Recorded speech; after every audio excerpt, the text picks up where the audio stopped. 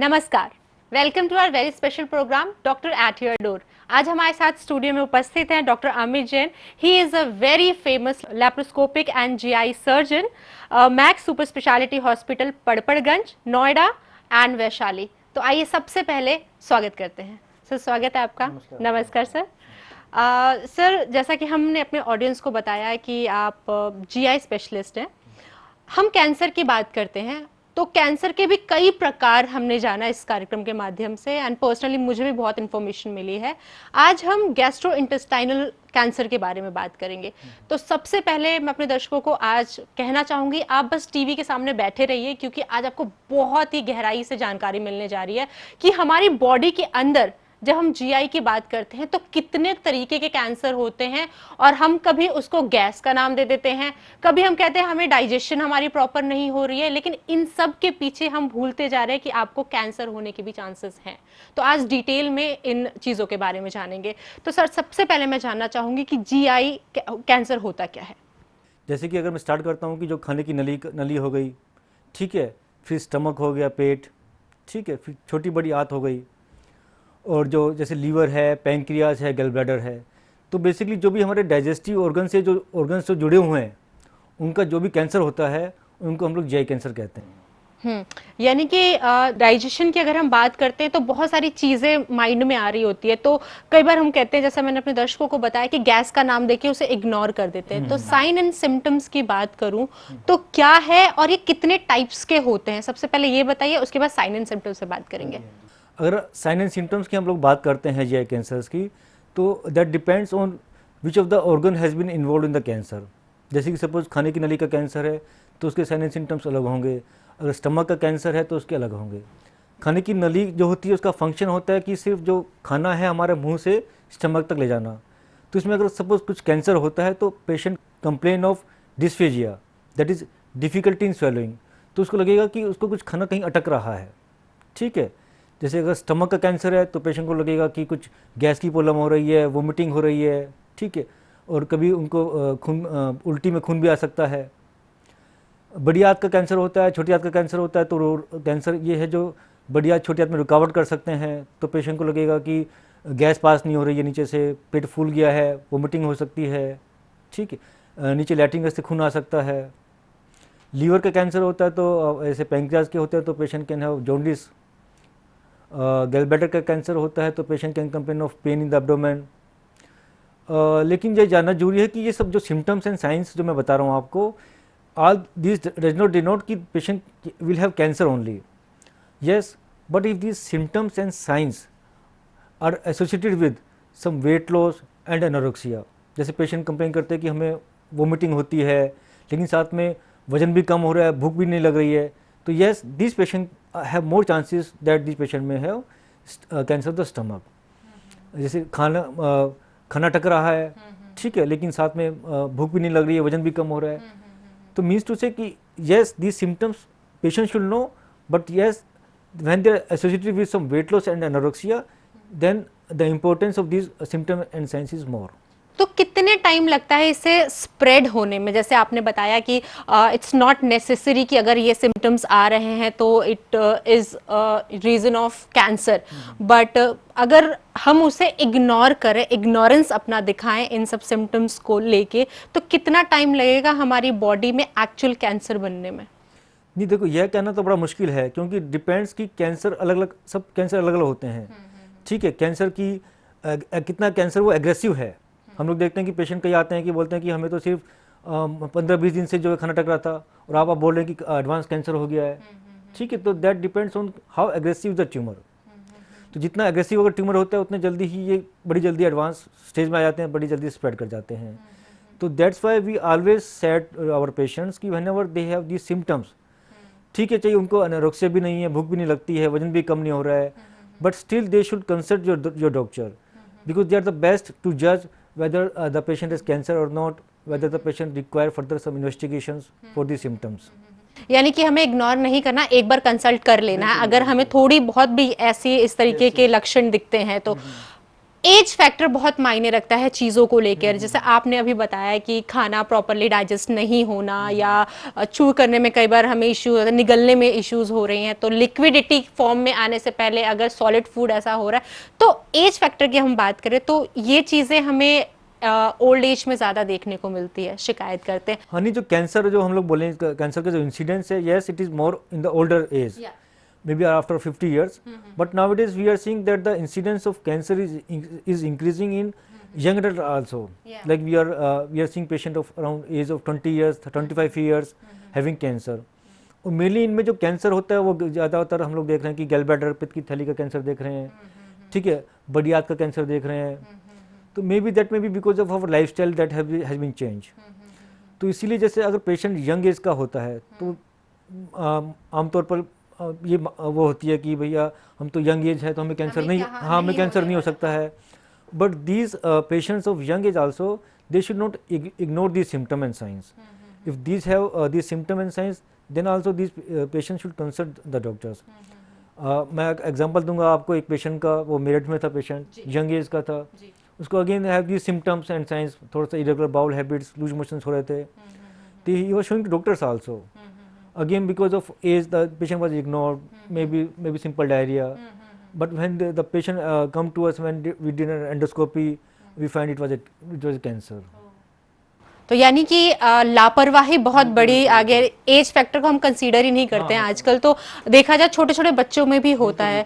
सो symptoms तो पता लग गया, प्रिवेंशन क्या है? प्रिवेंशन अगेन आई विल से, देखो prevention I think most of the nose the preventive methods. Smoking है, अल्कोहल है, ओके, एक चीज और होती है, जैसे आपने स्मोकिंग का जिक्र किया, तो लंग्स ज्यादा इफेक्टेड होते हैं, तो क्या स्टमक के अंदर? हाँ, नहीं, ऐसा नहीं है कि smoking can only cause lung cancer. Smoking is the reason for cancer of about 80% in our body. Like मैं बात करूँ कि पैंक्रेटिक कैंसर की अगर बात करता हूँ, पैंक्रियाज कैंसर की, तो 80% द पेशेंट वो है pancreatic cancer have history of smoking. फिर बात करता हूँ बाकी आगे, तो अवर लाइफस्टाइल, जैसे हम लोग देख रहे हैं कि ओबेसिटी का इंसिडेंस काफ़ी बढ़ रहा है, मोटापे का, हाँ, 60 to 70% of our population is now obesity. Okay, and obesity is risk factor for liver cancer, for stomach cancer, for oesophagus cancer. तो अगर हम अपना हेल्दी लाइफस्टाइल रखें, we maintain our weight, we eat a healthy diet, we do regular exercise, to a larger extent yes we can prevent the GI cancers. अच्छा, prevention पे और भी बहुत सारी ऐसी चीजें आती है, जैसे आपने डाइट बोला है, लेकिन कई लोग डाइट को लेके जानबूझ के भी इग्नोरेंस दिखाते हैं, तो क्या सिर्फ डाइट अगर मेंटेन कर लेते हैं तो इससे ही हम बच सकते हैं, या is there any other things जिसके जो हमें लेना होता है अगर हम एक बार डायग्नोज हो जाता है हमारा GI कैंसर? तो नहीं, मैंने बताया जैसे प्रिवेंशन में तो डाइट का आ गया है, जैसे स्मोकिंग, अल्कोहल, वो सब आपको करना है, हाँ, ये सब आपको, you should maintain healthy lifestyle. Second thing I will in the preventive methods, not in the preventive method I will say कि yes we can not prevent the cancer in all the patients. Suppose you are maintaining a good healthy lifestyle, you are doing all the things, you are not smoking, not alcoholic, still the patient can have cancer. Now the points come here, if we can at least diagnose at early stage, so that we can offer these patients a good treatment. Like मैं if I give an example, हमारे पास patient आते हैं, जैसे उनको खाने की नली का कैंसर है सपोज, ठीक है, खाने की नली में क्या होता है कि जैसे कैंसर होता है तो पेशेंट को खाना अटकता है, तो what this patients they do, suppose उनका सॉलिड फूड से खाना अटक रहा है, तो then they change their lifestyle, they start taking semi solid diet, okay, then they takes liquid diet. जब लिक्विड भी नहीं जा रहा होता है, these patients come to us. तो ऐसी एडवांस स्टेज में पेशेंट आते हैं, तो then we can not offer so much to this patients. Yes, if they come to us at early stage, जब उनको लगता है कि खाना सॉलिड फूड ही अटक रहा है, हम लोग अगर हमारे पास आते हैं, तो then this patient are at of early stage. हाँ, तो यानी डायग्नोज करना बहुत जरूरी हो जाता है। तो डायग्नोज कई बार आता है कि जैसे आपने अभी बताया कि अगर हमारे पास लोग जल्दी आते हैं तो हम जल्दी डायग्नोज कर सकते हैं, लेकिन डायग्नोज पीरियड अगर लेट हो जाता है तो उसके लिए क्या इलाज होता है? नहीं, आजकल हमारे पास देखो ऐसी इतने अच्छे मेडिकल एडवांसमेंट हो गई हैं, we can offer this patient a very good treatment. एक होता है कि सपोज पेशेंट हमारे पास आते हैं, कुछ एडवांस स्टेज के भी होते हैं, तो what we give in this patient, we give chemoradiotherapy before the surgery. Okay, what does chemoradiotherapy do? They वो ट्यूमर का साइज को कम कर देते हैं, ठीक है, and then we can do surgery in this patients. So ऐसा नहीं है कि देखो कैंसर का कुछ होप ही नहीं है, cancer is has very good hope. First is I will say prevention, ठीक है, if we can prevent that is well and good. Then second steps come early detection. Just I told you, जैसे मैंने आपको बताया कि if we know the symptom and signs of this cancers, we should consult our doctor at the earliest so that we can diagnose it at early stage. Okay. Third thing comes screening method. Okay. Like some patients are high risk for cancers, like patient of liver disease, they are high risk for to develop liver cancer. If there is history of GI cancer, like बड़ी आंत का cancer है किसी के घर में, ठीक है, तो these patients are at high risk to have, yes, genetic issues are there. Cancer है तो genetic issues. yes, yes. So in these patients what we do some tests at regular intervals. Okay, so that we can detect the cancer at early stage. And lastly, the patient come to us with the cancer, the diagnosis of cancer, then just definitely we have good facilities available now. I'm a GI cancer surgeon. Now we do this cancer surgeries also laparoscopically. दूरबीन विधि से हम लोग operation करते हैं। वो बड़ा जो रहता था कि बड़े बड़े चीरे लगते थे पहले, पेशेंट जो है बहुत जो स्टे होता था अस्पताल का बहुत लंबा होता था, वो सब काफ़ी कम हो गया अब। रेडिएशन थेरेपी है, हमारे पास कीमोथेरेपी है, तो now it is we can offer this patients a very good treatment. Okay, laparoscopic surgery की अगर हम बात करें तो जैसा आपने बताया कि बहुत इजीली हो जाता है, तो वो कौन से स्टेज के कैंसर के लिए, आप जीआई कैंसर की पर्टिकुलर मैं बात करूं और हमें पता लगता है कि कहीं हमारे पेट के अंदर या पेनक्रियाज में या लंग्स के पास या आसपास में हमें है कैंसर से हमें, तो कौन सी स्टेज में बहुत इजीली हो जाता है? लैप्रोस्कोपिक सर्जरीज हैं that is not feasible in all stages. Okay, ठीक है, सपोज ट्यूमर काफ़ी एडवांस स्टेज का है, ठीक, आसपास काफ़ी चिपक गया है, ठीक है, तो इसमें laparoscopic surgery become difficult. Okay, and हमारा जो देखो एम जो होता है कैंसर पेशेंट्स में, our aim is to give a patient a long life. Okay, और जो कैंसर की जो सर्जरीज होती हैं उनके अपने प्रिंसिपल्स होते हैं कुछ, ठीक है, we should follow this principles. Like मेरा सपोज यानी कि पेशेंट का मन करे कि लैप्रोस्कोपिक ही होनी चाहिए, ठीक है, बट द सर्जिकल जो सर्जरी होती है, ठीक है, लैप्रोस्कोपी से कई बार क्या होता है कि हम लोग जो रेडिकल जो रिसेक्शन होता है वो नहीं कर पाते हैं। ओके, तो कहीं ना कहीं कंप्रोमाइज हो जाता है। तो here we should also see that laparoscopic surgery is also not possible in each and every case of cancer patients. We patient जो एक क्राइटेरिया होता है, selection criteria, that is must for these patients. That's why I again stress, if you detect at early stage, yes, we can offer these patients a laparoscopic surgery also. Okay, sir हम अक्सर देखते हैं कि body में जो भी changes होते हैं कई बार हम उससे पकड़ नहीं पाते हैं, तो हम बहुत कंफ्यूज हो जाते हैं। तो जैसे मैं प्रोग्राम की शुरुआत से गैस्ट्रिक वर्ड यूज़ कर रही हूँ, तो कई बार लोग समझ नहीं पाते हैं, एंड आपने बताया, बहुत इजीली बताया कि कौन कौन से ऐसे सिम्टम्स है जिससे हम पता कर सकते हैं कि हमें कैंसर हो रहा है या नहीं हो रहा है। तो देयर इज वन थिंग जो आता है वो है gastric pain and severe pain में हम अक्सर कंफ्यूज होते हैं, तो क्या है दोनों में डिफरेंस, कैसे हम इसे फाइंड करें? देखिए, गैस्ट्रिक हम लोग क्या होता है कि ना, जो आम भावना होती है लोगों की कि पेट में जो कुछ भी होता है तो हम लोग बोलते हैं कि भैया हमारे तो स्टमक में दर्द है, ठीक है ना। ऐसा नहीं है, देखो स्टमक तो एक जस्ट एक पार्ट है, जो एब्डोमेन में जो हमारे एक ऑर्गन है बस। लीवर भी अंदर होता है हमारे, ठीक है, पैंक्रियाज भी होता है, छोटी बड़ी आंत भी होती है, ठीक है। तो वो जो पेन है वो कहीं से भी आ सकता है। हो सकता है वो पैंक्रियाज का पेन हो सकता है, गैलब्लैडर का पेन हो, ठीक है, छोटी बड़ी आंत का पेन हो, ठीक है। तो ऐसा नहीं है कि हम लोग बोले कि वो सिर्फ स्टमक ही है। And lastly I will say कि जैसे जैसे मैंने बताया कि आपको ओबेसिटी इसका इंसिडेंस काफ़ी बढ़ गया है अब, तो now it is we are seeing fatty liver is also very common. जब हम लोग देखते हैं पेशेंट्स के अल्ट्रासाउंड के साथ आते हैं हमारे साथ, तो 80% of this patients have fatty liver.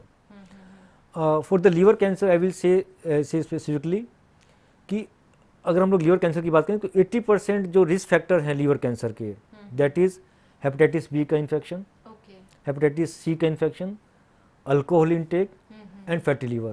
So all these four factors which constitute around 80%, maybe more than 80%, a risk factor for liver cancer are easily preventable. See, we have vaccine for hepatitis B. Hepatitis B की अगर आपको vaccine लग गई है तो it is preventable, ठीक है। Alcohol हम छोड़ दें, ठीक है। हेपेटाइटिस सी है, उसका treatment is available, It is cure. Patient can be cured of hepatitis C.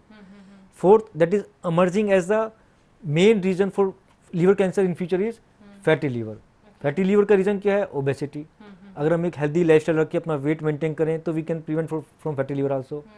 So if we consider this the 4 risk factor for liver cancer are easily preventable. बिल्कुल बिल्कुल, यानी कि अगर हम सही समय पे सही तरीके से और सही सोच समझ के और बिना लापरवाही के इनिशियल टाइम पे कुछ सिम्टम्स को अगर पकड़ लेते हैं और डॉक्टर के पास जाके उनसे बात करते हैं, एक्सपर्ट्स लाइक यू, अगर उनके पास वो इजीली जाते हैं तो बहुत जल्दी अगर कैंसर होने के चांसेस है जीआई तो आप प्रिवेंट कर सकते हैं.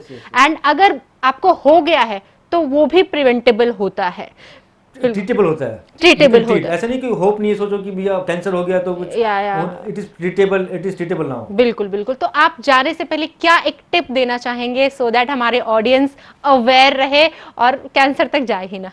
नहीं, मैंने बताया ना कि देखो आजकल मेन थिंग इज प्रिवेंशन. हम सबको पता है प्रिवेंशन इज द बेस्ट. ठीक है, उसके लिए कुछ नहीं करना है आपको. You have to maintain a healthy lifestyle. Don't do smoking, alcohol, tobacco chewing. ठीक, maintain your weight. If you're maintaining your weight, that will in itself will take care of your GI system. बिल्कुल बिल्कुल. तो GI system को fit रहना है तो इस tips का जरूर पालन कीजिए. आज के लिए बस इतना ही. Thank you so much doctor for being here. Thank you very much.